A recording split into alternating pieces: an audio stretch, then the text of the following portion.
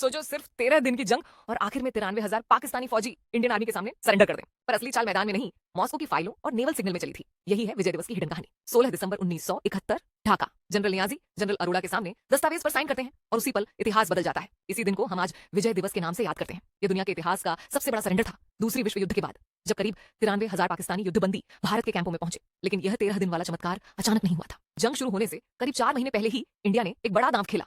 Indo Soviet treaty of peace, friendship and cooperation पर sign किया। इस समझौते में साफ लिखा था कि अगर किसी पर हमला हो या खतरा आए तो दिल्ली और मॉस्को तुरंत मिलकर जवाब तय करेंगे। अब ट्विस्ट यहीं से शुरू होता है। जंग के बीच में अमेरिका अपना 60वां fleet task force 74 bay of Bengal की तरफ भेजता है। मैसेज बिल्कुल साफ था कि इंडिया पर दबाव बनाया जाए। दिल्ली से एक आपात संदेश मॉस्को जाता है। जवाब में सोवियत यूनियन व्लादिवोस्टॉक से परमाणु पनडुब्बियों और युद्धपोतों की पूरी टोली भेज देता है, जो अमेरिकी फ्लीट को दूर से ट्रैक करती है और साफ संकेत देती है कि इंडिया जमीन पर अपना ऑपरेशन पूरा करो, समंदर की चिंता हम संभाल लेंगे। उधर यूनाइटेड नेशंस में सोवियत राजदूत याकोव मलिक बार बार वे सारे प्रस्ताव वीटो करते रहे जो इंडिया को तुरंत युद्ध विराम के लिए मजबूर करते। इन कुछ अतिरिक्त दिनों की मिली हुई सांस ने ही ढाका में अंतिम विजय की कहानी लिख दी। आज दिसंबर 2025 में जब Putin Indo Russian legacy talks के लिए इंडिया आते हैं तो यह मुलाकात सिर्फ नई रक्षा डीलों की फोटो नहीं होती। इसके अंदर उसी 1971 वाली सिक्योरिटी पार्टनरशिप की गूंज सुनाई देती है जिसने पूरे उपमहाद्वीप का नक्शा बदल दिया था। तो अगली बार विजय दिवस पर सिर्फ टैंकों और परेड की फोटो मत देखना।